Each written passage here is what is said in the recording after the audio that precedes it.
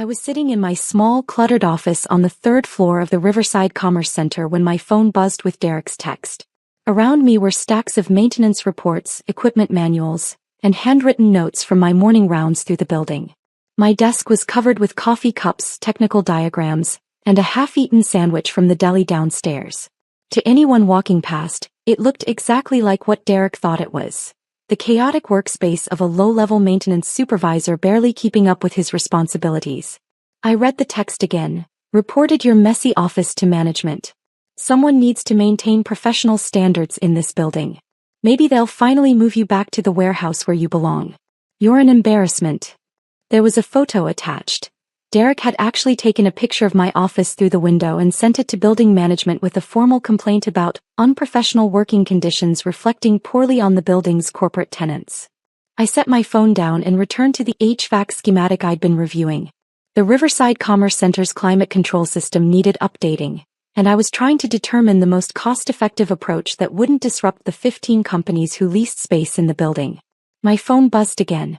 Another text from Derek. By the way, landed the Meridian account today. $2.3 million contract.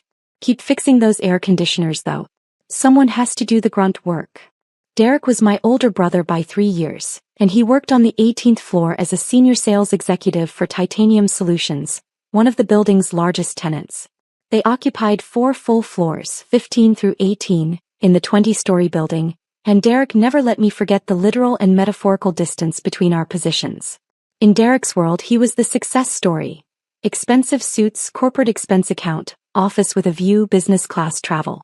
I was the family disappointment.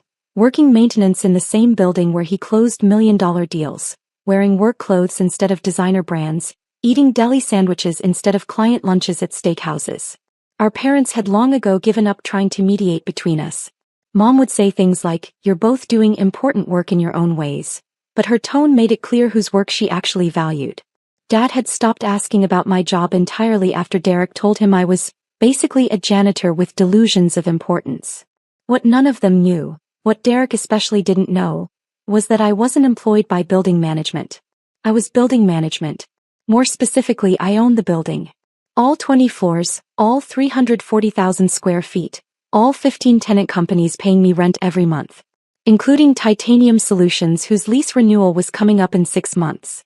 I'd purchased the Riverside Commerce Center 8 years ago through a complex network of holding companies and property management firms. The building had been struggling, 30% vacancy, deferred maintenance, unhappy tenants. I'd bought it for $47 million, less than half what it had sold for during the boom years. Then I'd spent 3 years methodically renovating, improving systems and repositioning it as a premium mid-rise office building. I personally oversaw much of the work, learning building systems, understanding tenant needs, and developing relationships with everyone from custodial staff to C-suite executives. Now the building was 98% occupied, commanded premium rents, and was valued at approximately $180 million. It was the cornerstone of a commercial real estate portfolio I'd built that included 6 other properties across the city. But I kept my ownership anonymous, operating through Riverside Property Holdings, which was in turn owned by a series of entities that ultimately traced back to me. The building's official property manager was Catherine Chin, who handled day-to-day tenant relations and leasing. The on-site staff knew me as Alex Morrison, the guy who handled maintenance coordination and building systems, which was technically true, just incomplete. I preferred it this way. When tenants thought I was maintenance staff, they told me the truth about problems. When executives thought I was nobody important, they revealed their actual character. And when Derek thought I was his failure of a brother barely scraping by, he showed me exactly who he really was. The intercom on my desk buzzed. "Alex, it's Catherine. Can you come up to the management office? We need to discuss something." "On my way," I said. Catherine's office was on the 20th floor, tucked away in a suite that most tenants never saw. When I arrived, she was reviewing something on her computer with an expression of mixed amusement and irritation. "So," she said without preamble, "we received a formal complaint about your office. Complete with photos and a detailed report about how the maintenance supervisor's unprofessional workspace reflects poorly on the building and creates concerns about management competency." She turned her monitor to show me Derek's complaint. It was thorough, I had to give him that. He documented the cluttered desk, the stacks of papers, the casual way I'd tossed my work jacket over a chair. He'd even included a comparison photo of his own immaculate office on the 18th floor, suggesting this was the standard all building employees should maintain. "Your brother really doesn't like you," Catherine observed. "He really doesn't," I agreed. "What did you tell him?" I acknowledged receipt of his complaint and said that building ownership would review it and respond appropriately, Catherine said. "Which is technically true. You are building ownership. So what would you like to do?" I looked at Derek's complaint again. This wasn't the first time he'd tried to get me in trouble or fired. Over the past 3 years he'd complained to building management about me taking too many breaks. I was actually conducting property inspections. Reported me for unauthorized access to executive floors. I was checking HVAC systems. Demanded I be written up for insubordination when I told him I couldn't prioritize his office temperature complaint over a building-wide electrical issue. Suggested to Catherine that the building should hire more professional maintenance staff and get rid of family charity cases, meaning me. I'd let all of it slide because it didn't actually matter. Catherine knew who I was. The building staff knew who I was. Derek's complaints went nowhere because I was the person he was complaining to. But this felt different. This wasn't just criticizing my work. This was Derek actively trying to sabotage me, taking time out of his day to document and report me, using his position at a major tenant company to add weight to his complaint. "I think," I said slowly, "it's time for Derek to understand the actual organizational structure of this building." Catherine raised her eyebrows. "You're going to tell him?" "Not exactly," I said. "I'm going to show him. Can you schedule a meeting with Titanium Solutions executive team? Tell them building ownership wants to discuss their lease renewal and some concerns that have come up." "When?" "Tomorrow," I said. 2 p.m. Main conference room. Make sure Derek is included. After all, he's a senior executive there, and he's shown such keen interest in building management standards. It would be rude not to invite him. Catherine smiled slowly. "This is going to be memorable." "Yes," I agreed. "It is." That evening I received another text from Derek. "Management acknowledge your complaint yet? Probably trying to figure out how to fire you without it looking like nepotism. Face it, Alex, you're out of your depth. You've always been out of your depth. Some people are built for success, others are built for service jobs. You're the latter. Accept it." I didn't respond. Instead, I spent the evening reviewing Titanium Solutions' lease file. It was enlightening reading. They'd been tenants for 5 years, since shortly after I'd purchased the building. Their initial lease had been negotiated when I was still trying to fill vacancy, so the terms were favorable: below market rent, generous improvement allowances, flexible termination clauses. But their behavior as tenants had been increasingly problematic. They generated 3 times as many maintenance requests as similar-sized tenants. They were habitually late on common area charges. They'd made several unauthorized modifications to their space. And according to my building staff, Titanium Solutions employees, particularly the sales team on floor 18, were often dismissive or rude to cleaning crews and maintenance workers. Derek was apparently representative of the company culture, not an exception to it. Their lease was up for renewal in 6 months. At current market rates, their rent would increase by approximately 37%, from $38 per square foot to $52 per square foot. For the 52,000 square feet they occupied, that was a difference of about $728,000 annually. I suspected they were expecting favorable renewal terms based on their size and tenure. They were about to be disappointed. The next morning I dressed carefully. Not in my usual work clothes, but in one of the tailored suits I kept for property investment meetings. I looked different, polished, professional, completely unlike the maintenance supervisor Derek was used to seeing in cargo pants and work boots. I arrived at the 20th floor conference room 30 minutes early and reviewed the presentation Catherine had prepared. It covered building updates, capital improvements, market comparisons, and lease renewal terms. It was comprehensive, professional, and clearly came from ownership, not maintenance staff. At 1:45, Catherine texted me, "Titanium Solutions execs are here, including Derek." He asked why he was invited to a lease meeting. I told him building ownership specifically requested his presence given his recent communications regarding building standards. He looks confused and slightly nervous. At 2 p.m. exactly, I walked into the conference room. The reaction was immediate and varied. James Whitmore, Titanium Solutions CEO, looked puzzled. He'd never seen me before.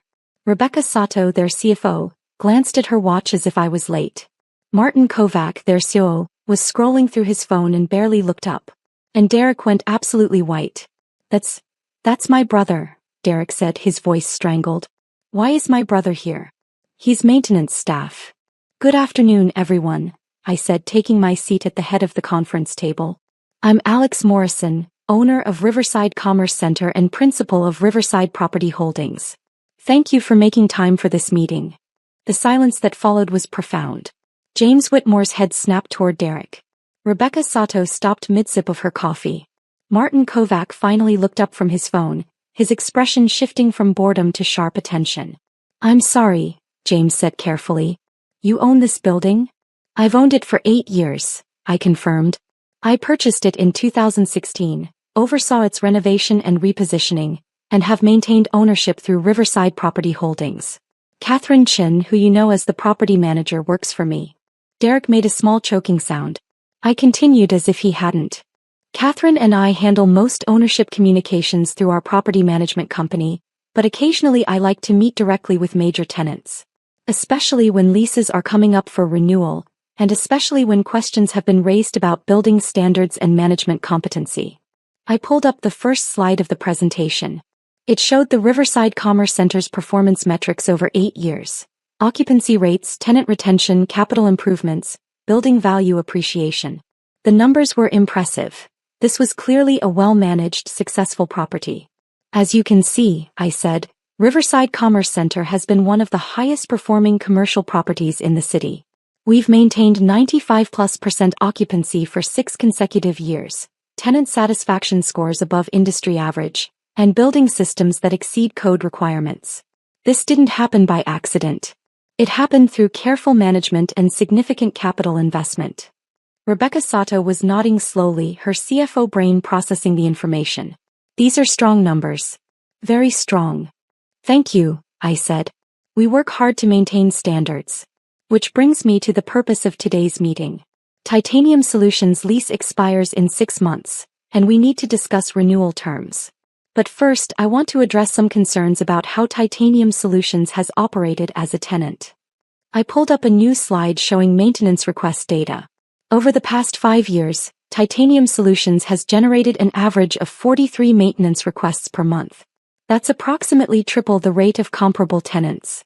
Many of these requests are for issues that should be handled internally: office equipment, personal temperature preferences, cosmetic concerns that don't affect functionality. Martin Kovac shifted uncomfortably. We're a large tenant. We have more space, more employees. I've normalized the data by square footage and employee count, I said. Even accounting for size, you're still generating 2.3 times as many requests as similar tenants. That represents additional cost and resource allocation on our end. Next slide. Additionally, you've been an average of 43 days late on common area maintenance charges over the past 3 years. Your lease requires payment within 30 days. The delays create administrative burden and cash flow complications. Rebecca's face had gone tight. As CFO, late payments were her responsibility. You've also made several unauthorized modifications to your space, I continued, showing photos. Conference room on 16 had walls moved without approval. Break room on 17 had plumbing modifications done by an unlicensed contractor. Executive suite on 18 had electrical work that didn't meet code and had to be redone at building expense. James Whitmore was looking increasingly uncomfortable. I wasn't aware of most of these issues. Why weren't we informed this was a problem? You were, I said calmly. Catherine sent formal notices on 6 separate occasions over the past 2 years. They were addressed to your facilities manager and copied to your office. They went unanswered. I pulled out printed copies of the notices, complete with delivery confirmations. Rebecca took them and began reading, her expression darkening.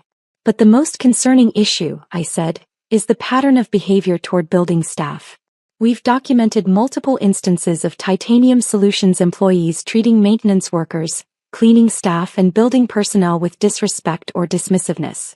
This creates a hostile work environment for our employees and reflects poorly on both your company and the building.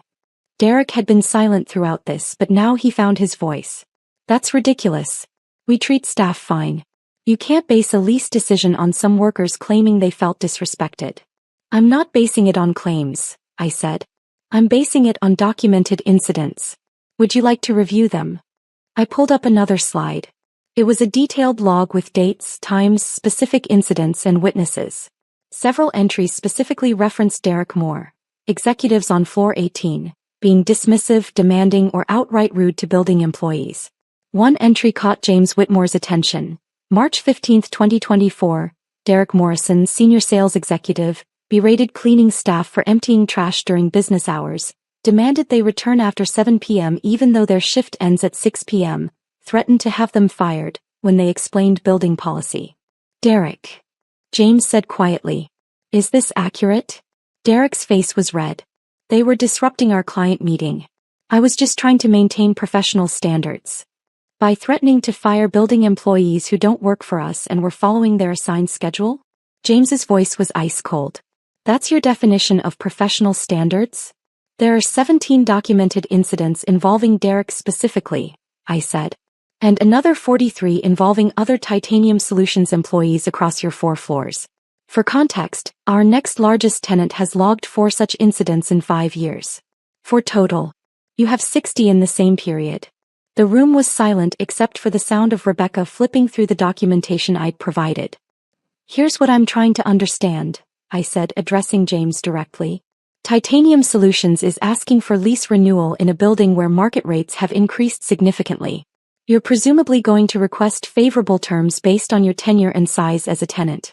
But from an ownership perspective, you've been a challenging tenant who generates excess costs, pays late, makes unauthorized modifications, and creates management issues with other building employees. Help me understand why I should offer you below-market renewal terms. James Whitmore looked like he wanted to disappear. Rebecca Sato was still reading documents, her expression growing more severe. Martin Kovac was no longer looking at his phone. And Derek was staring at me with an expression of absolute horror as he realized what was happening. I think we need to address these issues internally before discussing lease terms, James said finally. I had no idea our behavior as a tenant had been this problematic. That's unacceptable. I appreciate that, I said. But from my perspective, patterns matter more than promises. I've seen these patterns for 5 years. The question is what changes would actually convince me that renewal makes sense, for both parties. What kind of changes are you looking for? Rebecca asked, all business now. First, a clear policy and training around respectful treatment of building staff, I said. Building employees should never be threatened, belittled, or treated as if they're inferior. They're professionals doing specialized work. They deserve respect. Agreed, James said immediately. That should have been policy from the beginning. I apologize that it wasn't. Second, appropriate handling of maintenance requests and building modifications, I continued. Follow the proper channels, get approval for changes, use licensed contractors. This isn't negotiable, it's basic lease compliance. Understood, Martin said. I'll implement new procedures with our facilities team. Third, timely payment of all charges, I said, looking at Rebecca. If there are issues with billing or disputes about charges, raise them promptly. But the pattern of routine late payment needs to end. It will, Rebecca said firmly. I'm implementing new controls effective immediately. And fourth, I said, I need to know that Titanium Solutions leadership takes these issues seriously. Not just acknowledges them but actively addresses the culture that created them. Because from what I've observed, the problems aren't isolated incidents. They're reflections of how your company operates. James Whitmore met my eyes. You're right. And I take full responsibility for not catching this earlier. We've been so focused on growth and client acquisition that we've neglected internal culture and our relationships with service providers. That changes now. He turned to look at Derek. Derek, you and I need to have a private conversation after this meeting. Several conversations, actually. Derek had gone from red to pale. James, I can explain. Later, James said curtly. Right now, I need to focus on understanding the full scope of this issue and determining how to fix it. I pulled up the final slide. Proposed lease renewal terms. The rent increase was significant but fair, 37% to market rate, with modest escalators for the renewal term. Common area charges calculated at actual cost with stricter payment terms. All modifications requiring written approval. And a new clause about respectful treatment of building staff with specific consequences for violations. These are the terms I'm prepared to offer, I said. They reflect current market rates and include provisions to address the issues we've discussed. You have 60 days to decide whether renewal makes sense for Titanium Solutions. Rebecca reviewed the numbers carefully. This is a significant increase from our current rate. It reflects an 8-year gap between your negotiated rate and current market, I said. If you'd like, Catherine can provide comparable lease rates for similar space in similar buildings. You'll find our proposed rate is actually slightly below the market median. Rebecca nodded slowly. I'd like to see those comparables, but I believe you. One question, James said. The lease includes this clause about treatment of building staff. What happens if there are violations? First violation, written warning and required cultural training for the offending individual, I said. Second violation, financial penalty of $5,000 to the building's employee welfare fund. Third violation, lease termination clause becomes active. That's strict, Martin observed. It's necessary, I countered. I won't have my employees subjected to hostile treatment. They work hard, they do their jobs well, and they deserve a respectful work environment. If Titanium Solutions can't guarantee that, you're not the right tenant for this building. James was nodding. I respect that. In fact, I admire it. Too many landlords prioritize rent over principal. You're doing the opposite. I'm doing both, I said. Rent pays the bills. Principal determines who I'm willing to do business with. I've turned down tenants before because I didn't like how they treated people. I'll do it again if necessary. There was a brief silence. Then Rebecca spoke. I'd like to review the complete financial breakdown and comparable leases. But pending that review, I think these terms are fair. We've been getting a below-market deal for years. It's reasonable to expect adjustment to market rates. I agree, Martin said. And frankly, the cultural issues you've raised are things we should have addressed regardless of lease terms. This has been a wake-up call. James looked at me directly. We'll accept the terms subject to Rebecca's financial review. And we'll implement immediate changes to address the behavioral issues. You have my word on that. Thank you, I said. Catherine will send over the detailed comparables and lease documentation. Take your time reviewing everything. If you have questions or concerns, she's your point of contact, or you can reach me directly if needed. As the meeting began to break up, Derek remained seated, looking shell-shocked. James noticed. Derek, my office. Now. James, I think there's been a misunderstanding, Derek started. The only misunderstanding, James said coldly, is that I thought we were running a professional organization. Apparently I was wrong. My office. 5 minutes. As the Titanium Solutions executives filed out, Derek caught my eye. I couldn't read his expression. It was somewhere between rage, humiliation, and disbelief. When the room was empty except for Catherine and me, she let out a long breath. That was intense. It needed to happen, I said. Derek's been escalating for years. Better to address it now than let it fester. Do you think Titanium Solutions will actually change their culture? Maybe, I said. James seemed genuinely shocked. Whether that translates to meaningful change, we'll see. But at minimum, Derek's behavior will have consequences. That's a start. My phone buzzed. Text from Derek. We need to talk. Tonight. I'll come to your place. I replied, my office. Here in the building. 7 p.m. The response was immediate. You have an office? 20th floor. Next to Catherine's. I'll tell security to let you up. At 7 p.m., Derek arrived at my office looking like he'd been through a gauntlet. His usually impeccable appearance was disheveled. Tie loosened, hair mussed, expression haggard. My office was nothing like the cluttered maintenance supervisor space he'd photographed and reported. This was a proper executive office. Floor-to-ceiling windows overlooking the city, modern furniture, shelves lined with property management books and architectural models of my various buildings. Derek stood in the doorway taking it in. How long have you had this office? 8 years, I said. Since I bought the building. The other office on 3, that's my working space. Where I review maintenance reports, study building systems, meet with contractors. This is where I handle ownership business. Why? Derek asked, and his voice cracked slightly. Why pretend to be maintenance staff? Why not tell everyone you own the building? Because I learned more this way, I said simply. When people think you're nobody important, they show you who they really are. Tenants tell maintenance supervisors the truth about problems they'd never mention to ownership. Executives reveal their actual character when they think you can't affect their lives. And brothers show exactly how they see you when they think you're safely beneath them. Derek flinched. That's not fair. Isn't it? I asked.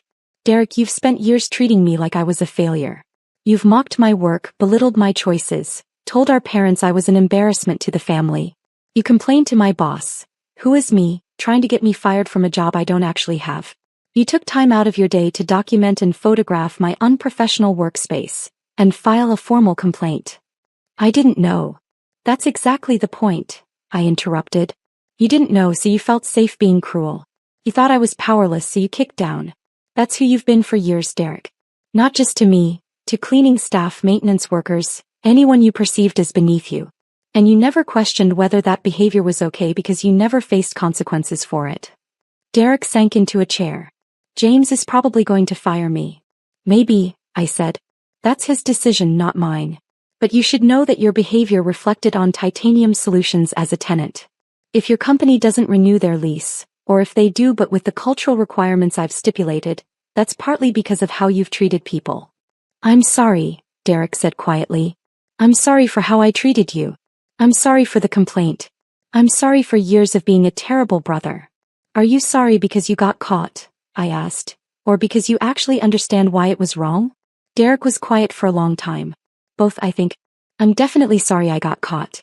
That I humiliated myself in front of my CEO and CFO. That my behavior might cost me my job. But I'm also starting to realize how shitty I've been. Not just to you. To everyone I thought was beneath me. That's a start, I said. What happens now? Derek asked. Are you going to tell mom and dad? Let them know their successful son is actually the failure and their failure son is actually successful. I'm not going to tell them anything, I said. If you want them to know, you can tell them. But Derek, I don't measure success by who makes more money or owns more property. I measure it by how you treat people and what you build. By that measure, we're both still works in progress. Derek looked up at me. How do you not hate me? After everything I've done? Because you're my brother, I said simply. And because I've seen what happens when people let resentment consume them. I'd rather invest energy in building things than destroying relationships. But that doesn't mean I'll tolerate abuse. The choice is yours, grow into someone better or keep being who you've been. But if you choose the latter, don't expect me to keep providing safety net. Derek nodded slowly. The lease terms you offered Titanium Solutions. They're fair. They're fair, I confirmed. Below median market rate, actually. I'm not trying to punish your company for your behavior. I'm just insisting on standards that should have existed all along. And if I actually change, if I start treating people better, then you'll be someone I'm proud to call my brother, I said. But you have to do it because it's right, not because it benefits you. That's the difference between genuine change and performance. Derek stood up slowly. I should go. I have a lot to think about. As he reached the door, he turned back. Alex, thank you for not destroying me when you could have. For giving me a chance to be better. I don't deserve it, but I'm grateful for it. We all deserve chances to grow, I said. The question is whether we take them. Over the next several months, I watched Derek's transformation with cautious optimism. He wasn't perfect. Old habits die hard, but he was trying. He apologized to building staff he'd been rude to. He started saying thank you to cleaning crews. He helped implement Titanium Solutions' new cultural training program. James Whitmore didn't fire him, but Derek was put on a performance improvement plan with specific behavioral metrics. His bonus was reduced by 40%. His next promotion was delayed indefinitely. These weren't punishments, James explained to him, but consequences, and opportunities to demonstrate growth. Titanium Solutions renewed their lease at the proposed terms. Rebecca Sato implemented new financial controls that eliminated late payments. Martin Kovac established proper procedures for building modifications. And James personally apologized to Catherine and me for the company's past behavior as a tenant. 6 months after the infamous meeting, Derek and I had dinner at a restaurant neither of us had suggested. Neutral territory picked by mutual agreement. I'm still at Titanium Solutions, Derek said. Still on the improvement plan, but James says I'm making genuine progress. That's good, I said. I told Mom and Dad, Derek added. About you owning the building. About the real estate portfolio. About everything. How did they take it? Mom cried. Dad looked confused for about 3 days. Then they started asking why you never told them. I explained that you probably didn't tell them for the same reason you didn't tell me, because you wanted to be valued for who you are, not what you own. That's surprisingly insightful, I observed. Derek smiled slightly. I'm working on the insight thing. Part of the improvement plan. Turns out understanding other people's perspectives is a learnable skill. Who you? Most people who've ever experienced empathy, I said, but I was smiling too. Fair point. Derek paused. I'm not going to ask you to forget the past. I know I was terrible. But I want you to know I'm trying to be better. Not because it benefits me, though it does, but because I finally understand that how you treat people matters more than what you achieve. That's what I've been trying to tell you for years, I said. I know. I should have listened. I'm listening now. We finished dinner talking about less fraught topics, sports, movies, family gossip. It wasn't the relationship we'd had as kids, before success and status had poisoned Derek's perspective. But it was better than what we'd had for the past decade. As we left the restaurant, Derek said, one more thing. That office on 3, the messy one I photographed and complained about. Do you actually need it? Why? Because I was thinking, maybe I could volunteer there sometimes. Help with maintenance coordination or building systems. Learn the unglamorous side of real estate. Assuming you'd be willing to teach me. I looked at him carefully. You want to learn maintenance coordination? I want to learn humility, Derek said. And I figure the best way to do that is to actually understand the work that people like me have been dismissing for years. So yes, I want to learn maintenance coordination. I want to fix coffee makers and review HVAC schematics and understand why building systems matter. If you'll let me. You'd be terrible at it, I said honestly. At least at first. Probably, Derek agreed. But I'd like to try. With your permission. I thought about the years of condescension, the complaints, the attempts to get me fired.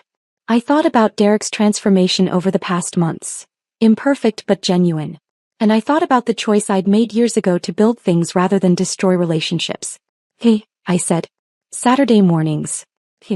Dress for actual work. You'll get dirty. And if you complain once about the conditions or the tasks, you're out. Understood. Understood, Derek said. Thank you, Alex. Really.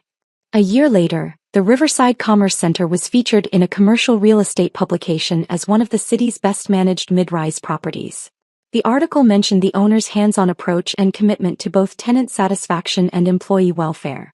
Derek was quoted in the article, not as a tenant executive, but as someone who'd volunteered to learn building management and had been surprised by its complexity.